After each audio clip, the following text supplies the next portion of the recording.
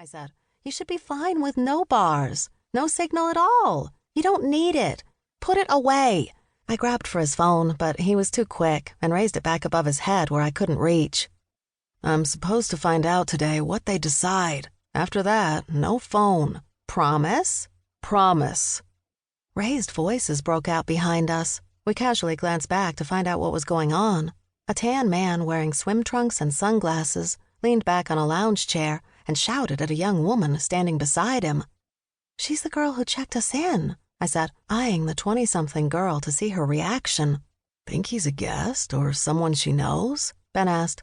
"He seems pretty relaxed to be a stranger shouting at her, but some people are at their best when they're at their worst, so it's anyone's guess." The young woman began to sob. "Should we do something?" I asked. "She's free to walk away from him. He's not restraining her or physically assaulting her." "But she's crying," I said. The man reached down and tossed a duffel bag at her. "Take it," he shouted. "We're done now." The woman missed catching the bag, and it fell to the sand. She snatched it up and ran off. The man put his hands behind his head and lifted his face to the sun like the minor interruption hadn't bothered him at all. "Strange," Ben said. Then he shrugged and turned back around, looking at his cell phone again.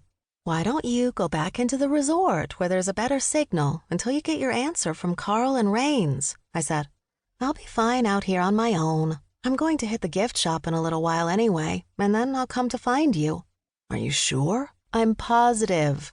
If I had to watch him with his phone any longer, it would end up in the water."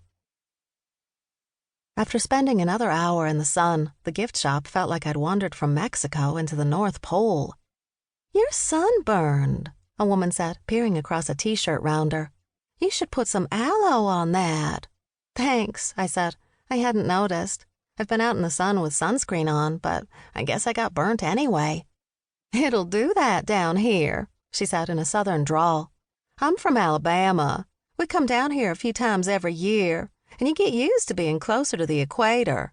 The first few times, I got burned to a crisp. Now I only go out in the morning for a couple of hours and then wait until the sun goes down. They don't make a high enough SPF sunscreen on this great green earth to keep me from getting red as a beet down here." Her tanned skin was the texture of leather. She spent her fair share of time in the sun at home. "It's my first time in Mexico," I said. "I used SPF 50, but I'll have to pick up something stronger." "Just stay inside," she said. "That's my suggestion for you." "I might have to now that I've overdone it." She nodded, chewing and cracking her gum. Her bleached hair was the consistency of straw, and glittery letters shone on her black t-shirt. I couldn't make out what it said. I made my way toward a stand of sun products near the register. Now that I thought about it, maybe it wasn't as cold as the North Pole in the gift shop. Maybe it was just the sunburn that was bringing on bumpy chills up my arms and legs.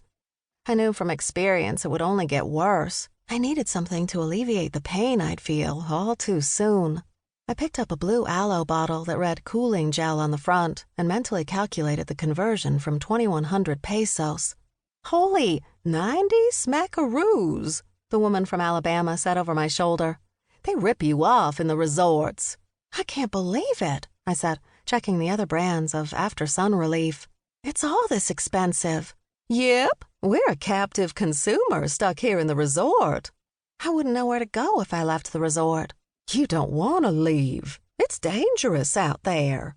Drug cartels, corrupt cops. Americans make the best victims." She tapped her head. "We're naive." I'd heard about the dangers, of course. Everyone had. "I thought the Yucatan was safe for tourists," I said. "Relatively speaking, of course." "Well, it's not Mexico City," she said, "but I wouldn't go taking my guard down." "Right." I picked up the first bottle of aloe and sighed. "Guess I have to bite the bullet on this." "I've got some you can borrow." She held out her hand to shake mine.